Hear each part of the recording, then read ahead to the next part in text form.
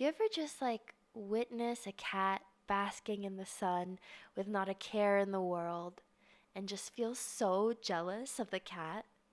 Or like watch a dog frolicking in a field with not a thought in its mind and just think to yourself, like, wow, why can't that be me? I tend to feel that way a lot.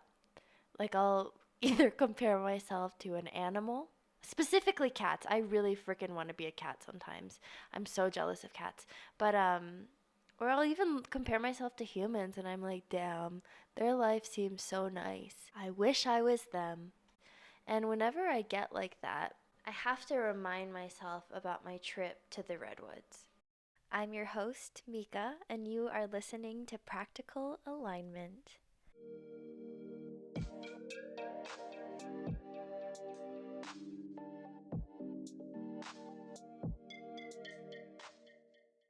Around 2 years ago, I booked a trip to the Redwood Forest with my friend, and I flew into San Francisco, and he met me there, and we drove and road trip to Northern California and Oregon.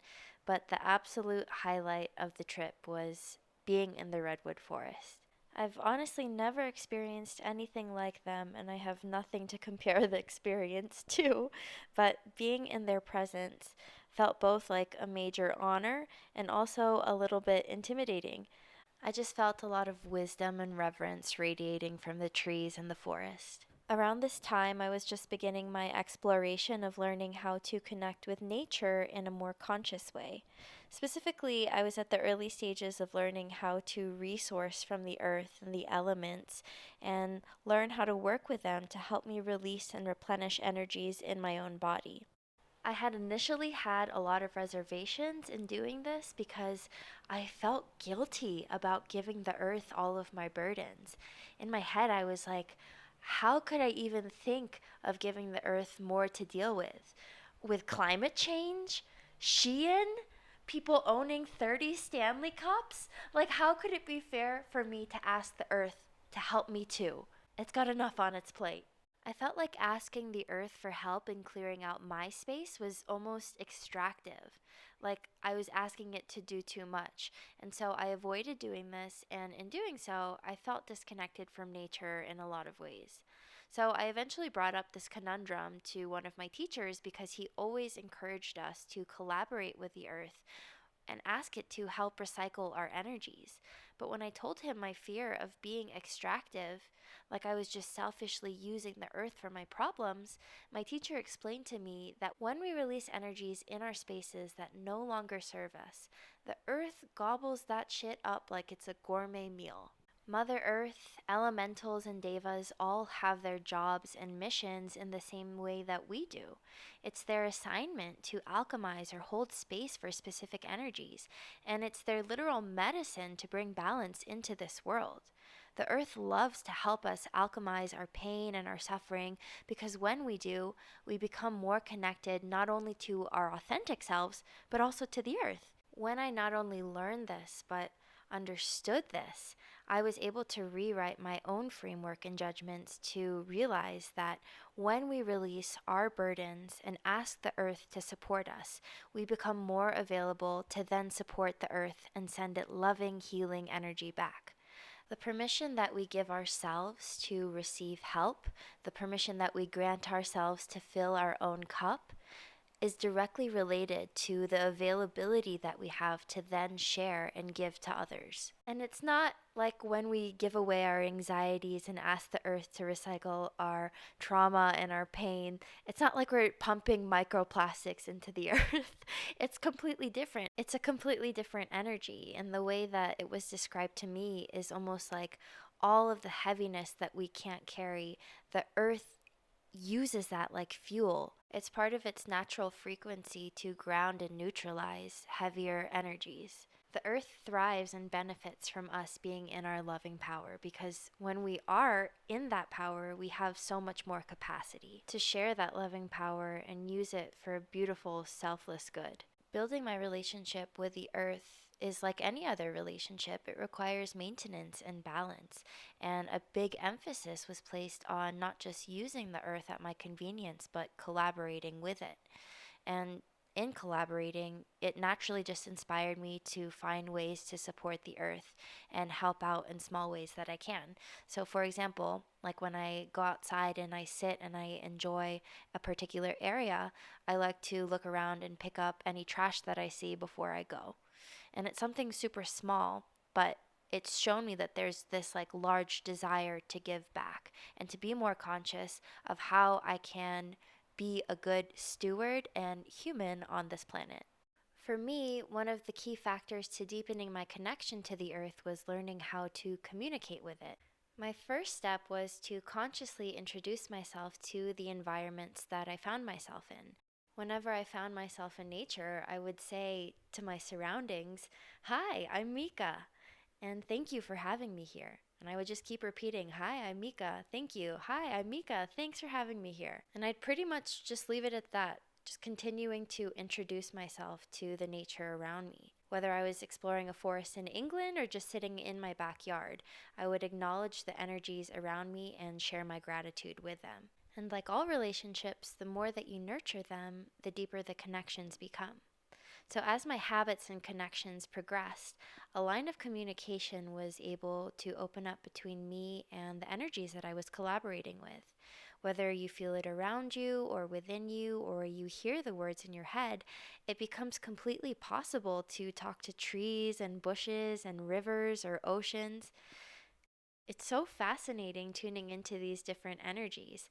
There can be a lot of uniqueness in one specific being's energy, and yet there can still be an energy that can encompass them all. For example, a tree in my backyard has an individual energy in comparison to a tree in the redwood forest, and yet both trees contribute to providing oxygen and purifying the earth. Their medicine can be the same in so many ways, but yet it's like each tree has its own soul and personality. Each tree has its own perspective and advice. On the morning of my first day in the redwoods, I began connecting with this huge, beautiful tree. And I sat with it and I talked to it and I asked it questions about its life and what kind of things it experienced. And it showed me images of what its life had been like.